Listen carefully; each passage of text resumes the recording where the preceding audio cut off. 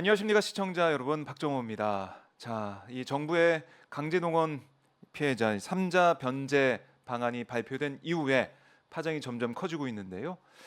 지금 현재 이제 일본의 상황은 좀 어떤지, 이번 한국의 발표를 어떻게 좀 보고 있는지 여기에 대해 자세하게 말씀을 들어보기 위해서 여러분들이 좋아하시는 호사카 유지 교수님을 모셔왔습니다. 안녕하십니까 교수님? 예, 안녕하십니까. 네, 오랜만에 뵙겠습니다. 예, 오마이 뭐 TV에서. 불러주셔서 대단히 고맙습니다. 네네. 네, 나오셔서 너무나 감사드립니다. 예. 자, 저희가 그동안 뭐 며칠 사이에 계속해서 이 정부의 발표에 대한 여러 가지 이제 분석을 해오고 있는데요. 네. 그래도 일본의 생각, 일본의 반응, 또 일본의 전략이랄까 이런 것까지 저희가 한 번에 좀 듣고 싶어서 교수님을 좀 모셨습니다. 예. 우선은 이번에 정부의 발표 어떻게 보셨는지 총평부터 좀 부탁을 드릴게요. 예. 네, 그거는 뭐 제가 어떻게 봤는가라는 예. 부분인데 그렇습니다. 이것은 먼저 2018년에 대법원 판결이라는 것은 배상금을 내라. 배상금. 예, 그거는 그 위자료라는 것은 배상금입니다. 네. 그러나 이번에 한국 정부의 해결책이라는 것은 네. 이거는 배상이라는 것이 완전 빠져 있는 것입니다. 예, 그 박진 장관이 이 해결책을 발표했을 때도 네. 판결금을 피해자들이 받을 수 있게 했다. 이자까지 포함해서. 그러니까 그렇죠. 판결금이라고 하여서 음. 배상금이라는 말을 완전히 피했습니다. 아. 예, 이것은 한국의 언론 보도에서는 배상금, 보상금 네. 완전히 혼돈되어서 많이 어. 사용되었는데요. 그래요. 이게 배상금하고 보상금은 큰 차이가 있다라는 네. 부분에서 65년도에 해결된 것은 보상금입니다. 보상금이라는 것은요, 네. 미수금이라든가 미불금, 그러니까 피해자들이 일제강점기에 여러 가지 일을 했는데 당연히 받아야 하는 돈을 못 받았다라는 것이 미수금이나 미불금이거든요. 네. 그것을 해결한 것이 65년도에 청구권 협정이었습니다. 예. 네, 그러나 2018년 대법원의 판결이라는 것은 그 보상금에 포함되어 있지 않은 네. 배상이라는 부분입니다. 개인에 대한. 예, 배상이라는 게 뭐냐고 하면 쉽게 말하면 불법 행위죠. 불법 행위를 했다. 예를 들면 네. 당시에 동아일보라든가 뭐 조선중앙일보라든가 많이 일제강점기에 신문이 있었잖아요. 네. 그 신문 기사를 보면 여기에 이번에 문제는 해외 일본의 문제이지만 그러나 일본에서 한국에 온 일본 업자들이 한국인 노동자를 엄청나게 폭행하거나 학대한 그러한 기사들이 꽤 많이 남아 있습니다. 그거는 한국 노동자들이 돈을 달라고 네. 지금까지 일을 했으니까 그렇게 돈을 청구하러 간 거예요. 네. 그런데 특히 제가 본 부분은 토목 정부 업자인데요. 토목 관계, 그러니까 건설업자라고 할 수가 있는데요. 네. 건설업자의 일본 사람들이 돈을 달라고 하는 한국인에 대해서 돈 대신 칼을 뽑았다라든가 예, 이렇게 해서 칼부림 했다라든가 이러한 기사들이 꽤 많아요. 그래요. 예, 이게 바로 이것이 배상해야 된다라는 부분이에요. 이런 무슨 말인지 불법적인 아시죠? 부분들. 불법적인 네. 행위에 대한 위자료를 내라. 이게 2018년 대법원 판결의 핵심입니다. 이런 부분은 네. 아무리 찾아도 65년도에 청구권 협정에는 없었습니다. 아하. 그러니까 그러한 불법 행위 자체를 인정하지 않았다는 거죠. 네. 일본이. 예, 그래서 사과도 그때 없었어요. 예, 그렇군요. 65년도에는 전체적인 한일 협정 플러스 한일 기본조약이라는 게 있었잖아요. 거기에는 어디를 봐도 사과라는 것은 일본의 사과라는 것은 없었다라는 게 큰 문제였던 것입니다. 그래서 그것을 1998년 김대중 오부치 선언 때 네. 일본 쪽에서 자신들이 가해자였다라는 것을 인정하고 네. 한국이 피해자였다. 그러니까 진심으로 사죄를 한다. 그 내용 사죄 사과를 공식 문서화한 네. 것이 1998년입니다. 아. 예, 그러니까 65년도에 없었던 부분을 그때 메꿨다는 이야기가 되는 거거든요. 그렇네요. 네네네. 어. 네, 그리고 일본도 1991년에 네. 개인 청구권은 남아 있다. 이렇게 어. 인정합니다. 그래요? 예, 그러니까 이 부분이 예. 한국에서 모른다라는 거, 예. 이게 문제라는 부분이에요. 그러니까 지금 언론에서 계속 해온 것들, 뭐 이게 일본의 주장을 받아들여서 네네. 그걸 이제 보도하는 과정에서 얘기가 된 거겠지만, 일본의 입장은 1965년 한일 청구권 협정으로 그걸로 끝난 거다 이렇게 얘기를 해서. 예, 그것을 수용한 거잖아요. 그러니까요. 예, 그렇게 끝난 걸로 수용한 걸로 예, 돼버린 걸로 지금 사람들이 예. 생각하고 그러니까 있는데. 물론 수용해 버린 것입니다. 네. 이번에 한국 정부의 해결책이라는 것은 음. 일본의 주장, 그러니까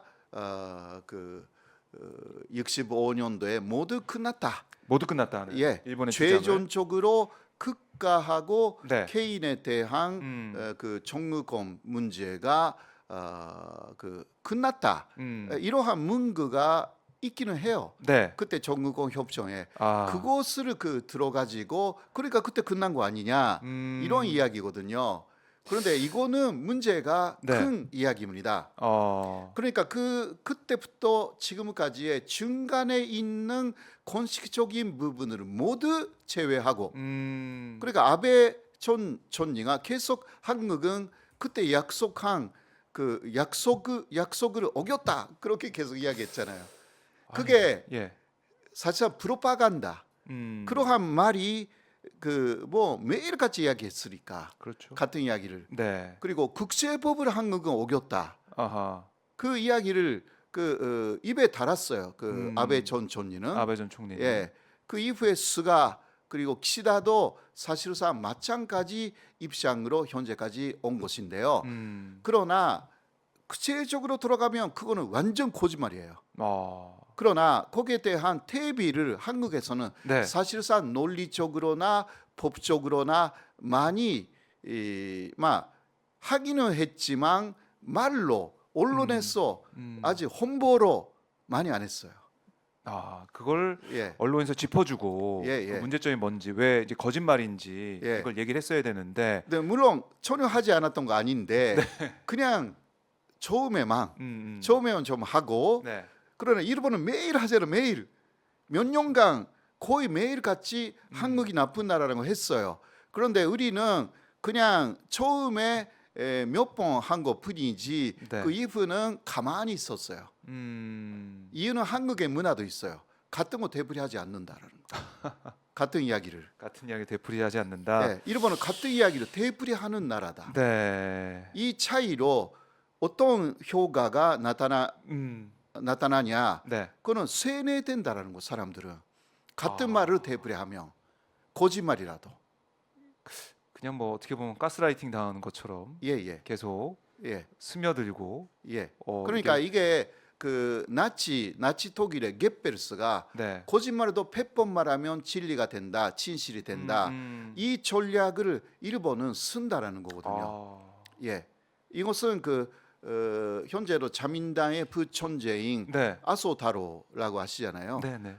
그 아소타로가 항상 나치 독일의 수법을 우리 좀 써야 되는 거 아니냐 이러한 이야기를 해가지고 국제적으로 큰 문제가 된 그래요?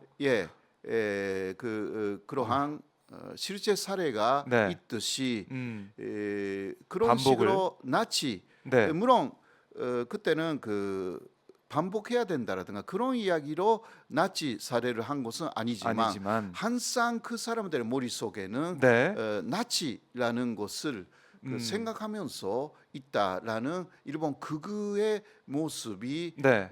그것을 우리가 잊어버리면 안 된다라는 부분. 그리고 그것뿐만이 아니라 일본 사람들의 교육의 특징라는 네. 것을 알아야 된다. 교육의 특징이요. 예, 그거는 올바른 일이라고 생각하면 대입을 해야 된다. 이것입니다.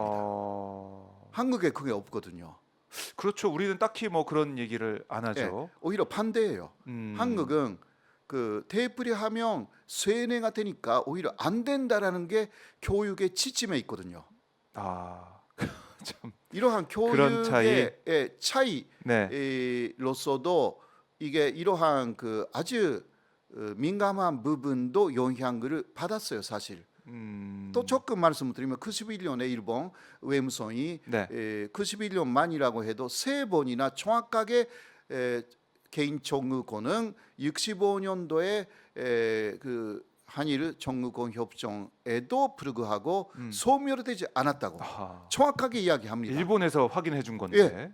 그 이유는 뭐냐? 네. 자 그러면 그때 해결된 게 뭐냐? 네. 그거는 국가의 외교 보호권만 사라졌다. 음. 이렇게 인정합니다. 그러니까 개인이 예를 들면 네. 일본에 와서 뭐 한국 사람이나 일본에 와서 소송을 할 때 그 한국 정부가 도와준다라든가 이러한 그 국가적인 외교 보호권, 외교 보호권 이것만 사라진 것이지 국가는 사라졌고 국가 사라지고 이제 민간 대 민간 남은 거고. 예, 그거는 민간 대 남았다. 기업은 남아 있고. 그거는 남아 있다. 일본이 정확하게 그 인정했어요. 예. 그러면 이번에 이제 피해자들이 예. 전범 기업들을 대상으로 소송을 건 거 아니겠습니까? 그러니까요. 정부는 다 빠져 있고 예. 그 법원 판결이 대법원에서 내려졌고 그러니까요. 거기에 따라서 그냥 진행하면 되는데. 진행하면 되는 거예요. 그러니까 거기에 그 일본이 또 국가의 외교 보호권이 사라졌다고 했는데도 불구하고 네. 아베 정권을 그 중심으로 아하. 뒤에서 계속 기업에 개입했어요. 넣고, 압력을 넣었어요. 개입하면서. 예, 절대 이거 합의해주지 말아라. 판결에 네. 다루지 말아라. 이거잖아요. 그렇죠. 예, 이거는 일본이 스스로 부정한 내용을 네. 아주 부당하게 사용해 왔고, 우리 그러니까 이게 개인하고 기업의 관계였는데 네. 마치 우리 한국 정부도 대응하지 않으면 안 되게 돼버려 가지고 그렇죠. 결국은 국가 대 국가가 돼버린 거예요. 어허. 이거는 전혀 아닌데요. 참. 예, 아니 그러니까 이게 2018년 대법원 판결 이후에 그 이듬해 이제 일본이 수출 보복을 하게 되죠. 그렇죠. 그러면서 이제 우리는 뭐 지소미아 이 문제를 들고 나오게 된 거고 정부 대 정부 싸움이 돼 버렸잖아요. 그러니까요. 그러니까 그 시작은 일본 정부에서 대응하면서 결국에는 네. 이렇게 시작이 됐다 네. 볼 수가 있는데, 자 뭐 일본 정부 입장이 있으니까 그렇다고 치고 네. 일본이 그렇게 나온다고 우리가 무장 해제가 돼서 우리가 먼저 무릎을 꿇을 필요는 없었던 거잖아요. 그러니까요. 예. 네, 지금 특히 극김 쪽에서 하는 이야기는 네. 문재인 정권 때는 해결을 못했지 않느냐 이런 이야기 하고 있잖아요. 그래서 정진석 위원장이 어제 뭐 폭탄 돌리기 하던 걸 폭탄을 제거해 버린 거다. 이성희 예. 대통령이. 그런 이야기를 했지 않습니까? 네. 그러니까 문재인 정권에서 그냥 반치해버린 부분을 지금 윤 정권에 네. 와서 네. 해결한 것이다. 앞에 아무것도 안 했던 사람들이 무슨 말을 하겠냐, 막 이런 취지잖아요. 그런 취지로 주장하고 그런데 있죠. 그것을 제가 봤을 때는 네. 오히려 그냥 놔뒀어야 되는 것을 하면 안 되는 것을 하면 안 되죠.